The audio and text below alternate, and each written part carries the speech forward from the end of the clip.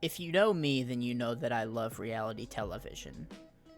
I even have my own podcast in which I talk about reality TV. Survivor, but it's still reality TV. I love it. I eat it up. It's my guilty pleasure. You know what I love more than reality TV? Reality dating shows. I mean, Love is Blind, Temptation Island, Love Island, and the subject of today's video, Too Hot to Handle. Now, if you've seen Too Hot to Handle Season 1, it's great, but Season 2 has kind of taken the world by storm recently. It got a lot of clout. All these people are now famous that were on Too Hot to Handle. I'm seeing all these interviews with these people going around. Some of them are still together. Some of them have gotten with other cast members of the show. It's freaking crazy. If you don't know what the challenge of Too Hot to Handle is, the challenge is they put a bunch of sexed up, horned up people on an island, and they tell them that you can't kiss, touch sexually, or, do it with each other. That's the only rule. And everybody starts out with $100,000, and every time you do something that's called a rule break, you lose money.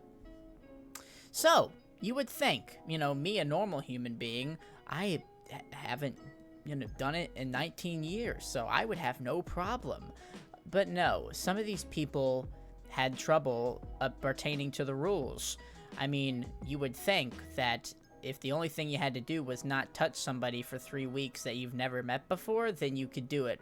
But not these people, not these people. Look, this is footage of a couple literally right after they were told the rules of the show.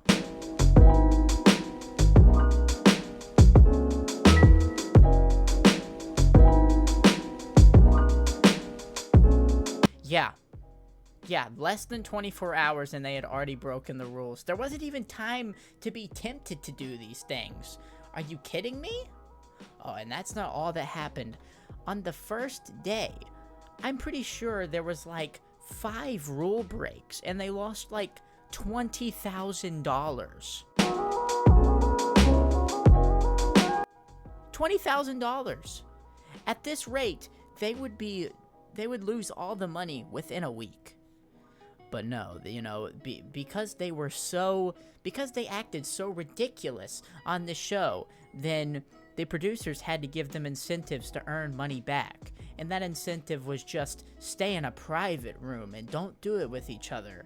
And then we'll give you $20,000 back in the bank. And guess what these people did when they were told that and given the opportunity to earn more money? They didn't do it. They actually just lost more money. Yep, I know. Ridiculous, right? This show has to be slightly scripted. The producers have to tell these guys, come on, break the rules a little bit. That's fine. We need entertainment value. We'll slide you some money under the table for you to break some of the rules. Because this is just ridiculous. Do people like this exist in real life? Do people like this actually exist in real life where they can't refrain from touching someone that hard? Some people were breaking multiple rules in a day.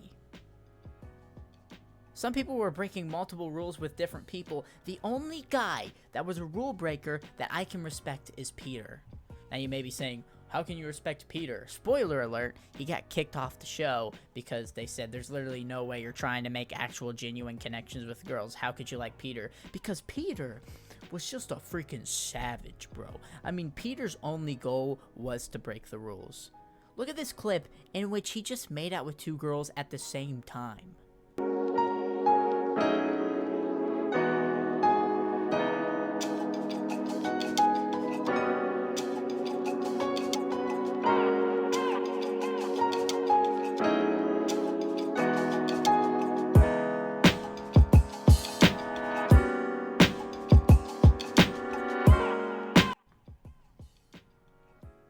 Bro, that is a Chad move.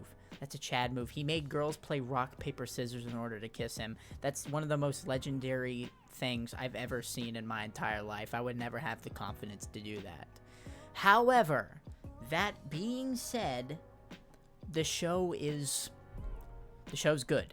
Okay, I enjoyed the show. And in part because I was just astounded and baffled at how idiotic some of these people were, but also because it is entertaining. Because, reality TV is just a hyped up version of reality. People aren't actually like this in real life, but because they're put in front of a camera, they kind of have to act out, and I 100% think that's what's going on here. However, it's actually a good show, it's actually a good premise, and it low-key spreads a good message. It tells you, hey, you know what's more important than the physical parts of a relationship? The emotional. I'm kind of surprised the show didn't get canceled, because you can have people saying, well, are you shaming people who do it before marriage in their relationship? I actually like the message that this show was conveying. Yeah, tell people to wait. Yeah, you get it. Jesus would be very happy with you Too Hot to Handle producers. This is great. It would be even greater if these people literally didn't. Oh my gosh. If it would be great if these people didn't, were just horn dogs the whole show, though. It did seem a little ridiculous. They did act a little. They were insane. They were insane. And everybody thinks. By the way, if you've seen the show, then I'm going to talk about it. Everybody's like, oh, Cam deserved to win. Cam showed the most improvement. Oh, he deserved it over Marvin. No. Don't you think the winner of the show should be a guy who never broke the rules? The guy that actually was abiding by the rules of the show? Lana, the robot air freshener, which is, by the way, one of the weirdest ideas for a host that I've ever seen. Wouldn't she reward a guy who was actually participating and following her rules? For example, Nathan Webb. Nathan Webb was a guy who never broke the rules, who made a genuine connection and then told that genuine connection that he wasn't really into her anymore.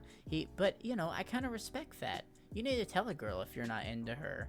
And he had like this storyline that he was divorced and his wife like cheated on him, and then he like wanted to go out and like make a connection, and he was a cowboy. He had a good personality. He was the perfect idea for a winner.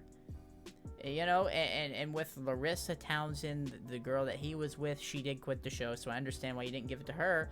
But freaking give it to him. He didn't break any of the rules. Everybody else did. Even the guys who came in a week before the show was over ended up to break the rules, man. So they brought in people later on to tempt them to do stuff, and they still managed to break the rules. It's ridiculous. The villain of this season was obviously Chase. Nobody really liked Chase. Chase ended up like dissing his chick, and everybody was like, what the heck, he's not even that pretty. I thought people were supposed to be pretty on this, and saying stuff like that. I will say, Chase has acted the most ridiculous out of all the cast after the show ended. He became an LA influencer.